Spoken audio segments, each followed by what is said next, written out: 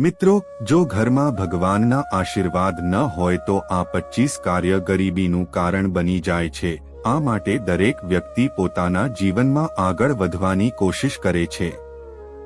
આ માટે તે પૂરી મહેનત અને સમર્પણથી પોતાના કામને ઝડપી બનાવે છે। તેમ છતાં કેટલાક લોકો જીવનભર ગરીબીનો શિકાર બને છે।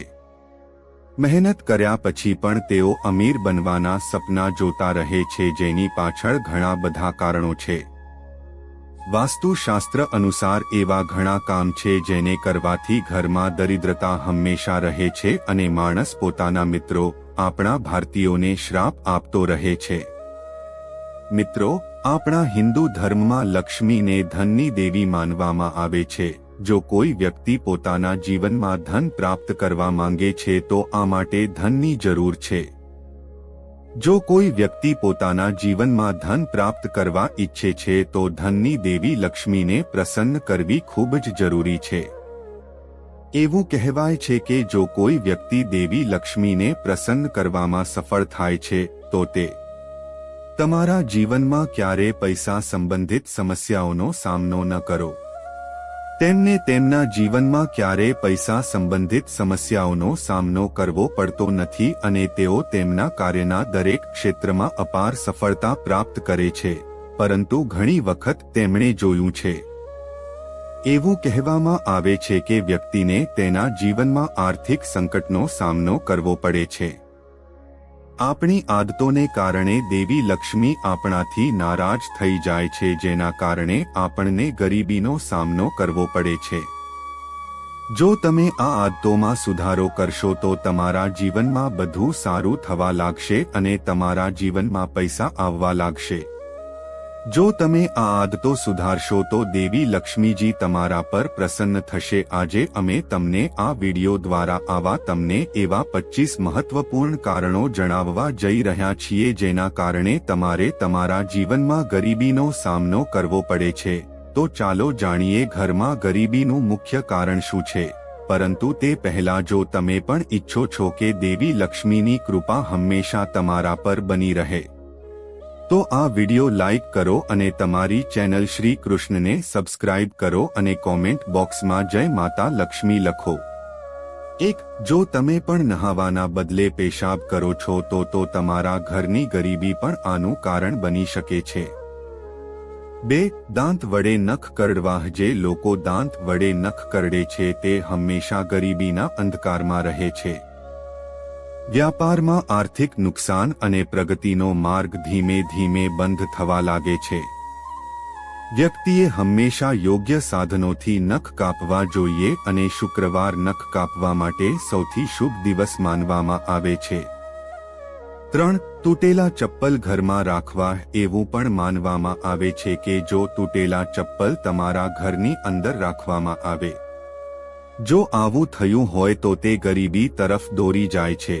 તેથી તમારે તમારા ઘરની અંદર તૂટેલા ચપ્પલ ન રાખવા જોઈએ, તેમને ઘરની બહાર ફેંકી દેવા જોઈએ, નહીં તો એવું માનવામાં આવે છે કે દેવી લક્ષ્મી નારાજ થાય છે અને તમારા ઘરમાં ગરીબી આવે છે।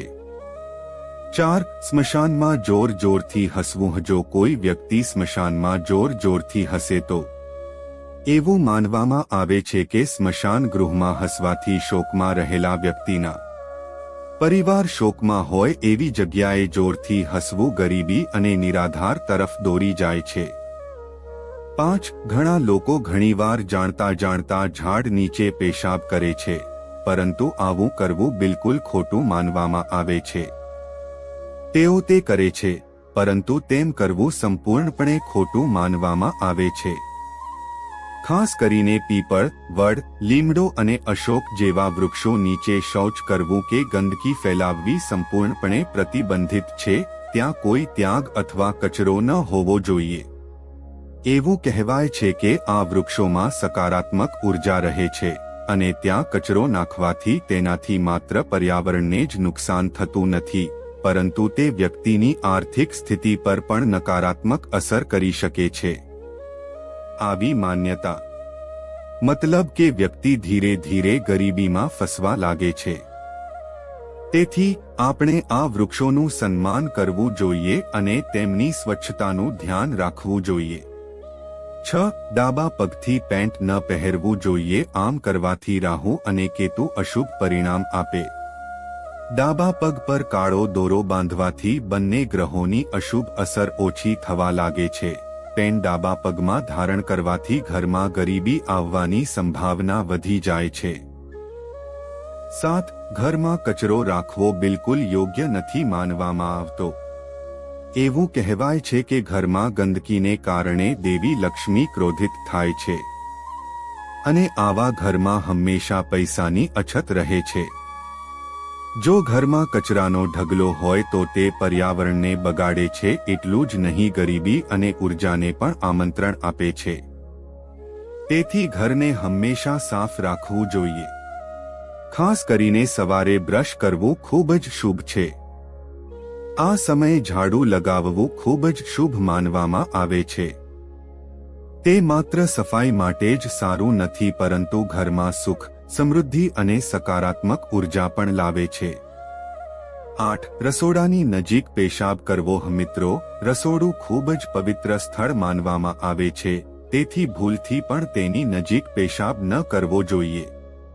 એવું માનવામાં આવે છે કે આવું કરવાથી તમારા ઘરની અંદર ગરીબી આવે છે, તેથી રસોડાની નજીક પેશાબ ન બનાવવો જોઈએ. પેશાબ કાઢી નાખવો જોઈએ, જેથી તમારા ઘરમાં ગરીબ લોકો આવવાની શક્યતાઓ ઘણી ઓછી થઈ જાય. 9. ગંદા પલંગ પર સૂવું માત્ર સ્વાસ્થ્ય માટે જ હાનિકારક નથી, પરંતુ તે તમારા ઘરમાં ગરીબી અને નકારાત્મકતા પણ લાવી શકે છે. તેથી તમારા પલંગને હંમેશા સાફ રાખવું ખૂબ જ મહત્વપૂર્ણ છે. જો પલંગ ગંદો થઈ જાય તો તેને સમય સમય પર સારી રીતે સાફ કરો. તમે બેડશીટ્સ બદલી શકો છો અને તેને સ્વચ્છ, આરામદાયક ચાદરથી બદલી શકો છો. આ કરવાથી તમારું સ્વાસ્થ્ય સુધરશે જ નહીં, ઘરનું વાતાવરણ પણ સારું અને ખુશનુમા બનશે. 1. ઘરમાં કરોળિયાના જાળાની હાજરી એ વેરાન થવાની નિશાની કહેવાય છે. તમારે તમારા ઘરમાં સમયાંતરે કરોળિયાના જાળા સાફ કરવા જોઈએ. 1. જો તમારા ઘરમાં ગરીબી હોય કે પૈસાની કમી હોય તો તે નળમાંથી ટપકતું પાણી પણ હોઈ શકે છે. કહેવાય છે કે જે ઘરમાં નળમાંથી પાણી ટપકતું હોય ત્યાં સંપત્તિ ટકી શકતી નથી. જો તમારા ઘરના નળમાંથી પણ પાણી ટપકતું હોય તો તેને તાત્કાલિક રિપેર કરાવો. તેથી તેને તાત્કાલિક ઠીક કરો. હંમેશા નળને બરાબર બંધ કરો અને છોડવાની ભૂલ ન કરો. નાની નાની બાબતોનું ધ્યાન રાખવાથી પાણીનો બગાડ તો અટકશે જ, પરંતુ તમારા ઘરમાં સકારાત્મકતા અને આશીર્વાદ પણ જળવાઈ રહેશે. 2. વાસના અને ક્રોધથી ભરપૂર રહેવું. જે વ્યક્તિ હંમેશા વાસના અને ક્રોધથી ભરેલી રહે છે, તેના જીવનની પ્રગતિ ધીરે ધીરે અટકી જાય છે. જે વ્યક્તિ હંમેશા ગુસ્સામાં રહે છે તેને કામ મળવાની શક્યતા ઓછી હોય છે, જેના કારણે તે વ્યક્તિ ધીરે ધીરે ગરીબ બની જાય છે. 3. શાસ્ત્રો અનુસાર મહિલાઓએ બેસતી વખતે હંમેશા વાળ બાંધવા જોઈએ. ઊભા રહીને વાળ બાંધવા એ અશુભ માનવામાં આવે છે અને આમ કરવાથી ઘરમાં ગરીબી અને નિરાશાની સંભાવના વધી જાય છે. તેથી જ્યારે પણ મહિલાઓ પોતાના વાળ બાંધે છે ત્યારે તેને શાંત ચિત્તે અને બેસતી વખતે કરવા જોઈએ. આ માત્ર શુભ જ નથી, પરંતુ ઘરમાં સુખ, સમૃદ્ધિ અને સકારાત્મકતા જાળવવામાં પણ મદદ કરે છે. 4. જે ઘરમાં પૂજા નથી થતી તે ઘરમાં ગરીબી આવે છે. આપણે એવા ઘણા ઘરો જોયા છે જેમાં પૂજા થતી નથી. એવા ઘરની અંદરની સ્થિતિ ખરાબ હોય છે. ખરાબ ઉર્જા મોટાભાગે એવા ઘરોની અંદર રહે છે જ્યાં કોઈ પાઠ નથી અને તેના કારણે ત્યાં કરવામાં આવેલ કોઈ પણ કાર્ય સફળ નથી થતું. જો આ શક્ય ન હોય તો તમે સમજી શકો છો કે જો તમે પણ તમારા ઘરની અંદર પૂજા નથી કરી રહ્યા તો તમારે ચોક્કસપણે પૂજા કરવી જોઈએ. તે તમારા માટે ખૂબ જ મહત્વપૂર્ણ છે. તમે કોઈ પણ દેવતાની પૂજા કરી શકો છો, તેનાથી કોઈ વાંધો નથી. આ સિવાય પૂજાના કારણે ભગવાન પણ તમારા જીવનમાંથી સમસ્યાઓ દૂર કરવાનું કામ કરે છે. 5. સાંજે સૂવું શુભ માનવામાં આવતું નથી. એવું માનવામાં આવે છે કે આ સમયે ઘરમાં દીવા પ્રગટાવવાથી અને જાગૃત રહેવાથી દેવી લક્ષ્મી પ્રસન્ન થાય છે. એવું કહેવાય છે કે માતા લક્ષ્મી સાંજે એકવાર દરેક ઘરમાં આવે છે. આ સમયે જો કોઈ વ્યક્તિ સૂતો જોવા મળે તો દેવી લક્ષ્મી ક્રોધિત થાય છે. તેમની નારાજગી ધીમે ધીમે ઘરમાં ગરીબી અને અશાંતિ તરફ દોરી જાય છે. તેથી આ સમયે સૂવાને બદલે પૂજા કે ઘરના કામમાં ધ્યાન આપવું વધુ શુભ છે. 6. પુરુષોએ 40 દિવસથી વધુ વાળ રાખવા જોઈએ નહીં. લાંબા વાળ અનેક પ્રકારની સમસ્યાઓનું કારણ બની શકે છે. ક્યારેક આ વાળ ખાય છે, કેટલીકવાર આ વાળ ખોરાક દ્વારા આપણા શરીરમાં પ્રવેશ કરે છે, જે ઘણી બીમારીઓનું કારણ બની શકે છે. શગુન શાસ્ત્રમાં પણ 40 દિવસથી વધુ પડતા વાળ ઉગવા એ અશુભ માનવામાં આવે છે. તેથી સમયાંતરે વાળ કાપવા એ સ્વાસ્થ્ય માટે જ સારું નથી, પરંતુ તેને શુભ પણ માનવામાં આવે છે. 7. ઊંધું સૂવું. મિત્રો, ઘણા લોકો ઊંધું પડીને સૂવામાં આરામદાયક અનુભવે છે, પરંતુ તેમને ખબર હોવી જોઈએ કે આદત તેમના માટે અત્યંત નુકસાનકારક સાબિત થઈ શકે છે. 8. રાત્રે પાણી ખુલ્લું છોડવું. મિત્રો, રાત્રે પીવાનું પાણી ખુલ્લું છોડવું યોગ્ય નથી. તેને ઢાંકીને રાખવું જોઈએ, જેથી તે મિત્રો, રાત્રે વહેતું પાણી છોડવું યોગ્ય નથી. તેને ઢાંકીને રાખવું જોઈએ, જેથી તે સ્વચ્છ અને સુરક્ષિત રહે. 9. મીણબત્તી કે દીવો ફૂંકીને ઓલવો. મિત્રો, તમે વડીલો પાસેથી સાંભળ્યું જ હશે કે મીણબત્તી, અગરબત્તી કે દીવો ફૂંકવાથી ઓલવી શકાતો નથી. તમે સાંભળ્યું જ હશે કે મીણબત્તી, અગરબત્તી કે દીવો ફૂંકવાથી બુઝાવવો ન જોઈએ. આમ કરવું અશુભ માનવામાં આવે છે. નંબર 2. શૂન્ય. ખોટા સોગંદ લેવા. મિત્રો, ખોટા વચનો આપવાથી કે અથવા ખોટા સોગંદ લેવાથી વ્યક્તિના જીવનમાં સમસ્યાઓ વધી જાય છે. આ આદત જીવનમાં પરેશાની અને સમસ્યાઓ લાવી શકે છે. નંબર 2. 1. રાત્રે ઝાડુ કરવું. મિત્રો, રાત્રે ઝાડુ મારવું અયોગ્ય માનવામાં આવે છે. આમ કરવાથી ઘરમાં આશીર્વાદ અને શાંતિનો અંત આવે છે. નંબર 2. લસણ ડુંગળીની છાલ સળગાવવી. મિત્રો, કેટલીક સ્ત્રીઓ લસણ અને ડુંગળીની છાલને ચૂલામાં બાળીને નાશ કરે છે, પરંતુ આવું કરવું યોગ્ય નથી, જેના કારણે ઘરમાં ભરપૂર ખોરાક ઓછો થઈ જાય છે.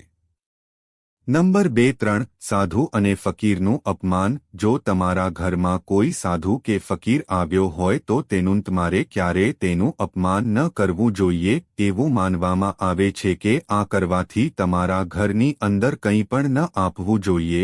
એવું માનવામાં આવે છે કે જો તમારા ઘરમાં કોઈ સંપૂર્ણ સંત આવે છે અને જો તમે તેનું અપમાન કરશો તો તેના દ્વારા તમને શ્રાપ પણ મળી શકે છે અને ઘરમાં ગરીબી આવી શકે છે. નંબર 2. 4. જૂના જમાનામાં લોકો કહેતા કે બેડશીટની લંબાઈ જેટલા તમારા પગ લંબાવો, એટલે કે તમારે જેટલું જોઈએ તેટલું ખર્ચો, તમારી આવક જેટલી છે તેટલી જ તમારે કરવી જોઈએ. જો તમે તમારી આવક કરતાં વધુ ખર્ચ કરશો તો તે તમને ધીરે ધીરે ગરીબી તરફ લઈ જશે, જેના કારણે વ્યક્તિ પર દેવાનો બોજ વધવા લાગે છે અને અંતે તે કાયમ ગરીબ રહી શકે છે. તેથી વ્યક્તિની આવક અનુસાર ખર્ચ મર્યાદિત હોવો જોઈએ, જેથી વ્યક્તિ જીવનમાં આર્થિક અવરોધો અને સમસ્યાઓનો ભોગ ન બને. તમારે તમારી આવક અનુસાર તમારી જાતને મર્યાદિત કરવી જોઈએ, જેથી તમે જીવનમાં આર્થિક મુશ્કેલીઓ અને સમસ્યાઓથી બચી શકો. નંબર 2. 5. જો કોઈ તેના માતાપિતાનું અપમાન નથી કરતું, તો જો તમે પણ તમારા માતાપિતાનું અપમાન કરો છો તો તેનાથી તમારા ઘરમાં ગરીબી પણ આવી શકે છે. માતાપિતાનું શક્ય એટલું સન્માન કરવું જોઈએ. આ તમામ માહિતી વાસ્તુશાસ્ત્રને ધ્યાનમાં રાખીને આપવામાં આવી રહી છે. તમારી આસ્થા અને આસ્થાના આધારે વાસ્તુશાસ્ત્રના ઉપાયો અજમાવો. અમે આ બાબતે કોઈ પ્રકારનો દાવો કરતા નથી. તો મિત્રો, તમને વિડિયો કેવો લાગ્યો? તેમને કોમેન્ટ બોક્સમાં જરૂર જણાવજો. ઉપરાંત એકવાર સાચા મંત્રી કોમેન્ટ બોક્સમાં જય શ્રી રાધે કૃષ્ણ. અને જો તમે હજી અમારી ચેનલને સબસ્ક્રાઇબ નથી કરી તો ચેનલને સબસ્ક્રાઇબ જરૂર કરજો. તો મિત્રો મળીશું આ નવા વિડિયો સાથે. ત્યાં સુધી બધાને રાધે રાધે. જય શ્રી કૃષ્ણ. હર હર મહાદેવ. જય માં બુટ ભવાની. ધન્યવાદ.